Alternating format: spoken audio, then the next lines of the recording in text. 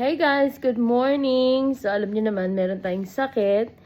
Pero last time, nag-post tayo ng cinnamon roll tiramisu. And marami sa inyo ang naghingi ng recipe. So ngayon gagawin natin siya, napakadali lang. So kung meron kang bread maker, kagaya niyan. Kasi ayoko kasi yung nagninid, medyo tamad tayo. So, kung wala ka niyan, pwede kang gumamit ng mixer or pwede mo ring kamayin. Ang importante, mamasa mo siya ng maayos. Tapos, i-check mo yung window pane. Kailangan nasa window pane na siya bago mo siya i-rest. So, ang una kong ginagawa ay nagre-ready ako ng aking, anong tawag dito? Ang aking yeast. So, flip ko yung camera so you can see it. Okay, so ready mo na yung iyong pen and paper. So, ang una kong ginagawa is 1/4 ng warm water. Okay, 1/4 cup ng warm water. And then, lalagyan ko siya ng mga 7 to 8 grams ng yeast. Pwede rin 2 teaspoon. Gawin mo ng 2 teaspoon. Tapos, 1/4 cup ng sugar. Pero, kukuha lang ako ng 1 teaspoon lang ng sugar from that 1/4 cup. Para lang ma-feed ko lang yung yeast ko. Tapos I'll let it rest for 10 minutes. And then tsaka ako gagawin yung iba pang ingredients. Okay, so para sa rest ng ingredients natin, pag sa bread maker, kailangan yung liquid muna bago yung dry. So, kailangan natin ng 3/4 cups ng milk. Okay, whole milk. So, papakita ko lang sa inyo pero ilalagay ko doon sa sa ating bread maker. Kasi doon ko gagawin. Kailangan din natin ng butter. 60 grams ng melted butter or 1/4 cup. So, ganito ako mag-melt ng butter. Okay? Ilalagay ko lang siya sa microwave. Pero not all the way na melt. Kasi makita mo malambot siya kapag press mong ganyan. Okay na yan sa akin. Hindi kailangan na melt na melt. Okay? Lagay ko na rin itong ating vanilla extract. So, 1/4 teaspoon lang ng vanilla extract. Nauubo-ubo pa ako eh. Actually, nanginginig pa nga ako eh. Ano pa lang yung katawan ko, nagre-recover pa lang. Yan. 1/4 teaspoon. Tapos, maglalagay din tayo ng egg. Okay, lagay tayo ng egg. Isang egg lang. Pwede mo idiretso dun. Pwede rin naman dito mo gawin sa cup. Para kung may mahulog na shell, hindi siya pupunta dun sa ginawa mo na mixture. Lagay mo na siya dyan. Ito yung salt, nakapapatay niya yung yeast. Although, ito na yung yeast natin, oh. So, lalagay ko lang 1 teaspoon lang ng salt.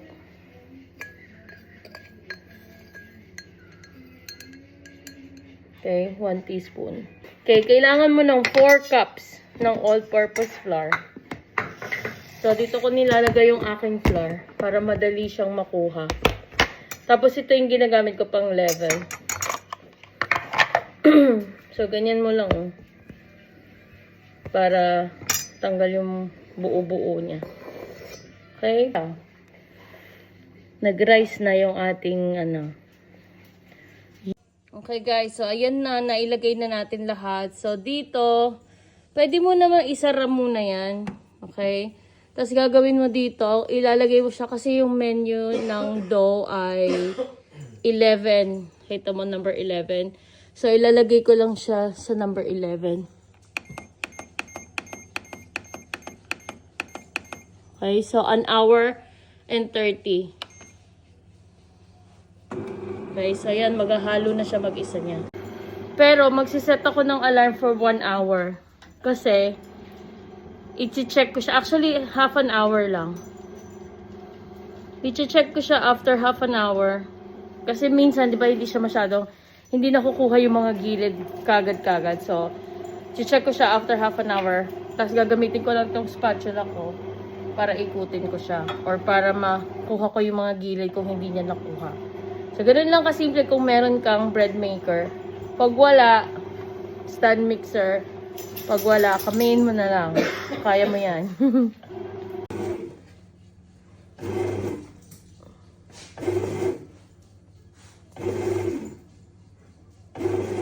After half an hour, kuha ka lang ng konti nung tapos stretch stretch mo siya, kung nasi-stretch mo na hindi siya napupunit. Sa akin na medyo napupunit na, pero parang okay na eh. Tapos makikita mo na minipis siya. Nakita mo yung gitna. Ayan o. O, di ba napupunit pa siya? So, konti pa. Pero parang malapit na. Tapos makita mo, smooth na o. Yung ano mo, yung dough mo. So, stretch mo lang siya ng ganyan. So, balik natin yan. Nasabang pa ulit tayo. Siguro mag-check ulit ako after 15 minutes.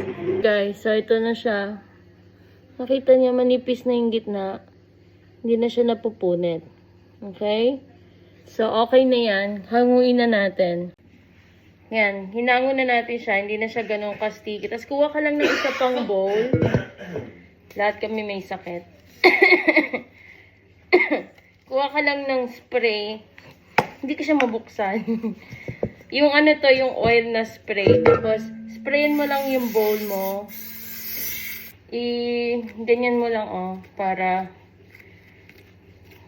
Parang bilugin mo lang siya. Tapos, lagay mo lang siya dyan. Pwede mong gamitin din butter. Sprayan mo lang siya. Para hindi siya dumikit. Tapos, balutin mo na to. So, lagay mo lang siya dyan. Antayin mo mag-rise. Normally, 1 hour. Pero dahil malamig ngayon, check mo after 1 hour kung nag-rise na siya or nag-double na siya in size. Pero kung hindi, additional 1 hour.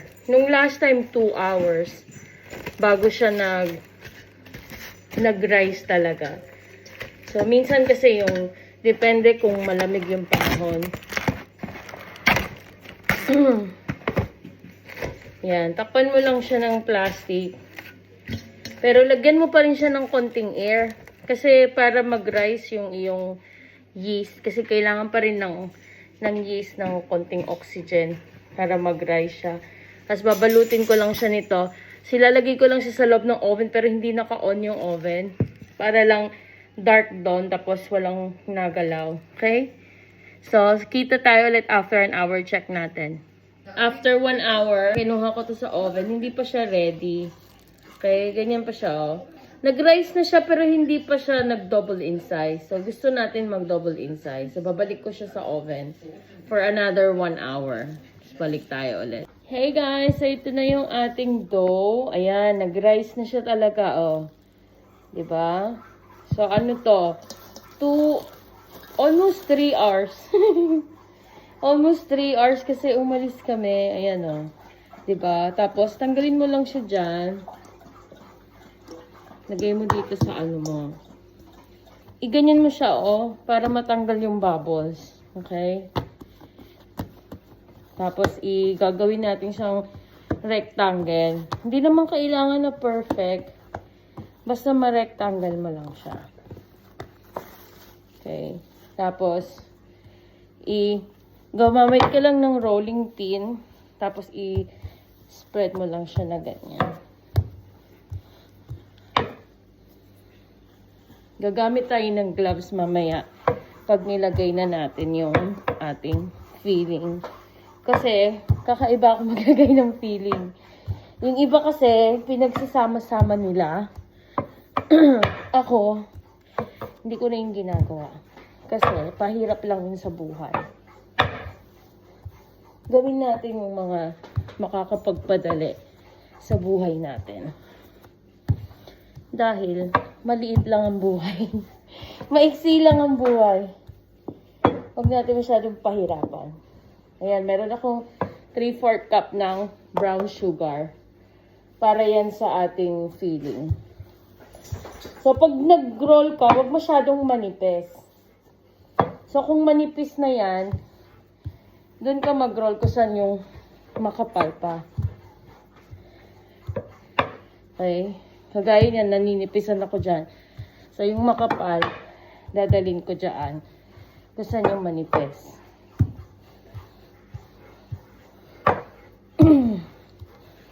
Para humaba siya. Tapos, mag-prepare ka lang ng pan mo na pwede siya sa oven. Tapos, doon mo siya ilagay. Init na naman ata ako. Kanina init na init ako. Tapos, ngayon naman, ginaw na ginaw ako. Natin yung ating gloves. Kakainis yung jumper ko nung bumabagsak. So, ang gagawin mo muna, kuha ka ng butter. So, yung butter is, ano to ha, soften yan. So, pag yung kagaya ng ginawa natin kanina, pag nagpalambot ka sa microwave, saglit lang, mga 10 seconds lang. Tapos, tanggalin mo na. Spread na tayo gamit yung brush. Kita mo, malambot siya. Madali siyang i-spread.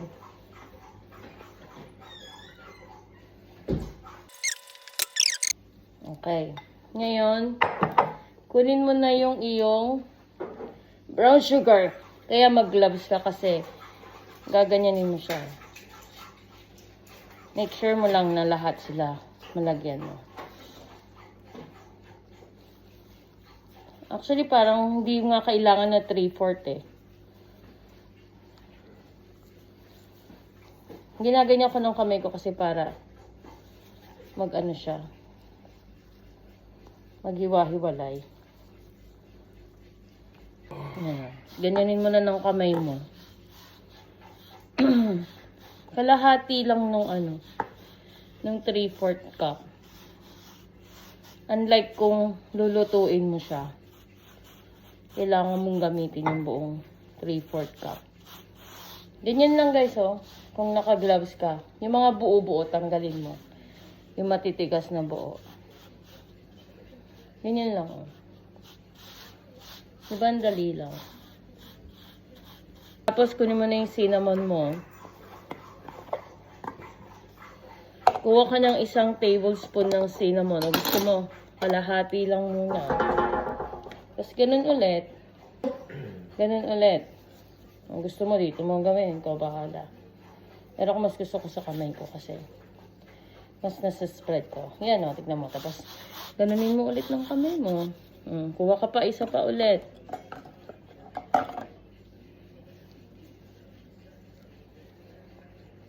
Pag maglagay ka, taasan mo.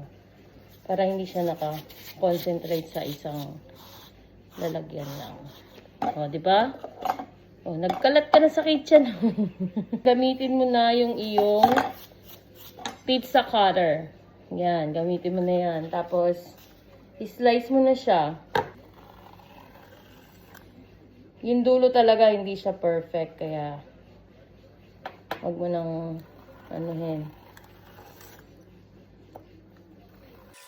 Okay, so nakat natin 1, 2, 3, 4, 5, 6, 7, 8, 9, 10, 11, 12, 13 piraso yung nagawa natin.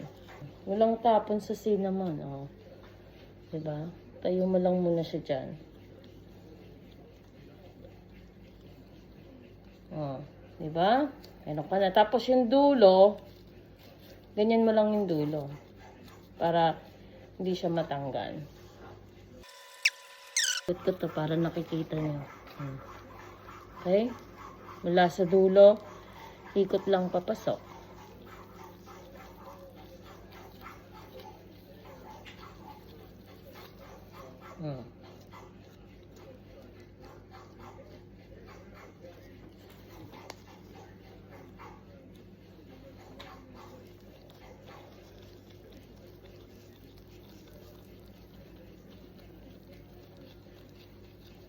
Kung halimbawa, pag ikot nyo, parang nakakapalan kayo, ang laki, di nyo gusto, pwede nyo hatiin pa yan. Kung gusto nyo na maliliit lang.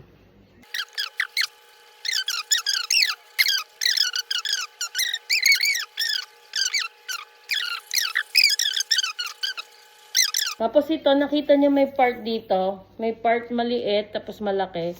Kung saan yung maliit, doon kayo mag-umpisa. Doon kayo mag-umpisa mag-ikot.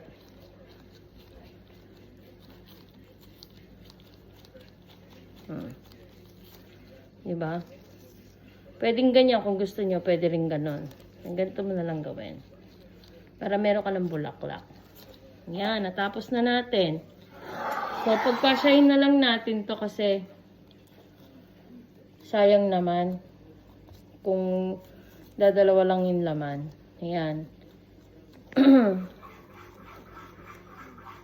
Ayan. So, yan na. Natapos na natin. So, meron tayong 3, 6, 9, 12, 13, 14 na cinnamon roll. So, since gagawin natin siyang tiramisu, hindi pa tayo matatapos dyan. So, para malambot yung inyong cinnamon roll, ang secret is lalagyan mo siya ng liquid sa ilalim. It's either milk or cream or tubig, ganyan. Ako, lalagay ko is 1/4 cup water. Tapos, lalagyan ko siya ng coffee. So, kung meron kayong mabibili na ganyan. So, 1/4 cup na water. Tapos, 2 tablespoon nun or hanggang sa makarating siya dyan sa 1/3. So, lalagay mo lang siya sa pan. Okay?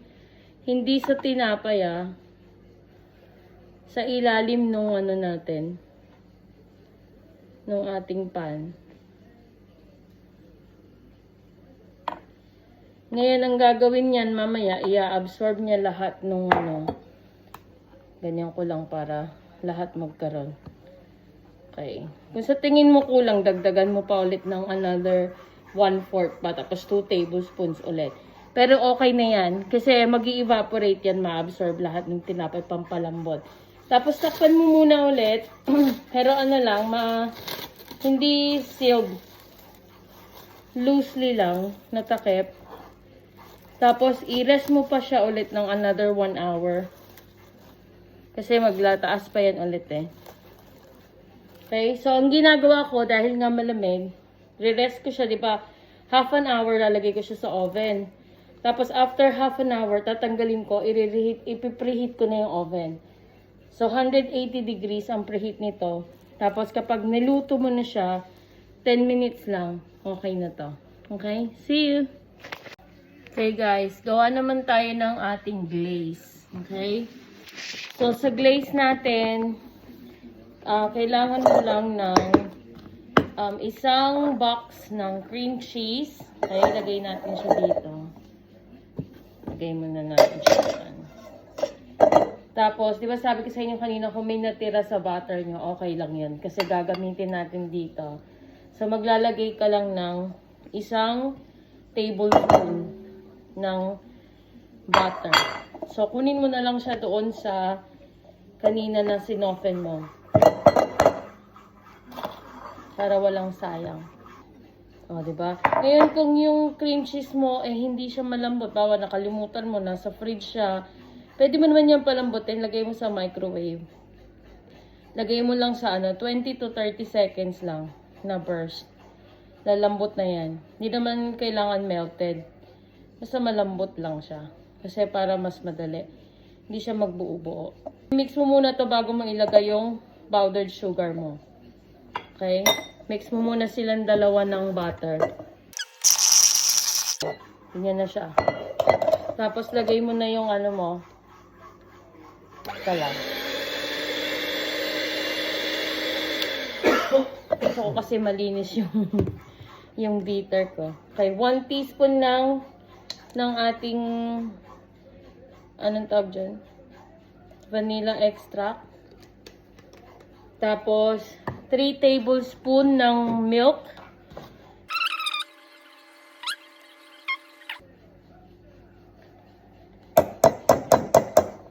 Tapos 3/4 cup lang ng powdered sugar. So, wag mo siya direkta dyan, isalain mo. Okay?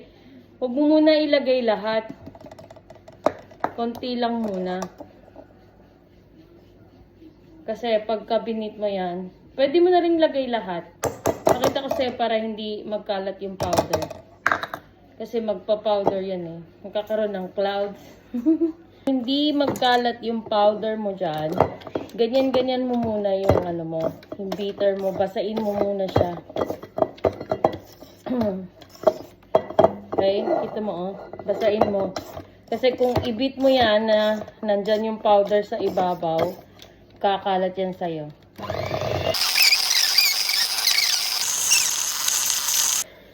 Yan. Okay na siya.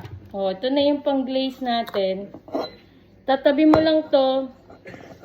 Mamaya pagka na-cool down na yung ating tinapay. So, pagka tapos mo na siyang lutuin at na-cool down mo na, tsaka mo lalagyan ito. Okay? Okay, mainit na. Labasan na ng braso. Ganda.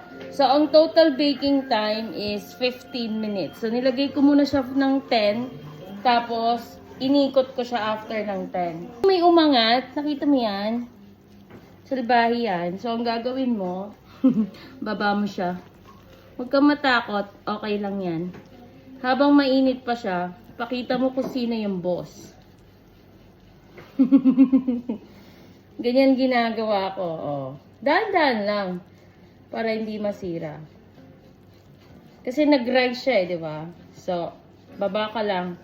Mas gusto ko siya na hindi ganyan. Okay, ngayon, i-cool down lang natin to completely bago natin siya i-glaze. Super hot pa siya.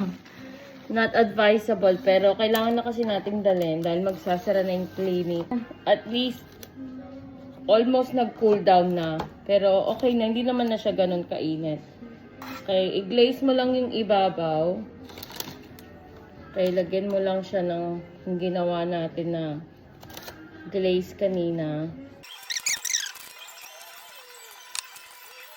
Dahil nga tiramisu siya, lalagyan natin ng cocoa powder. Okay, konti lang.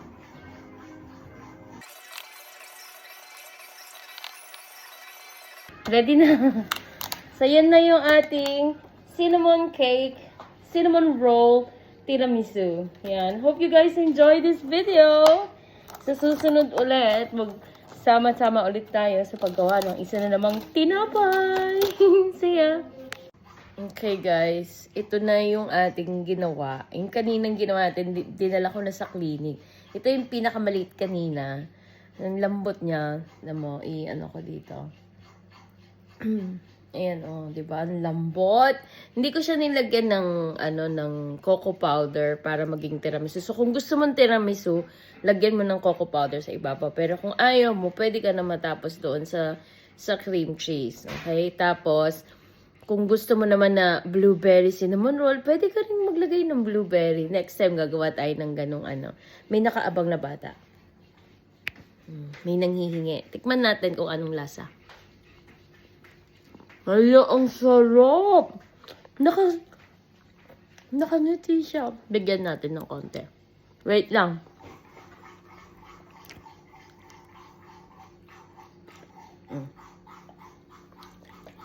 Ang takaw.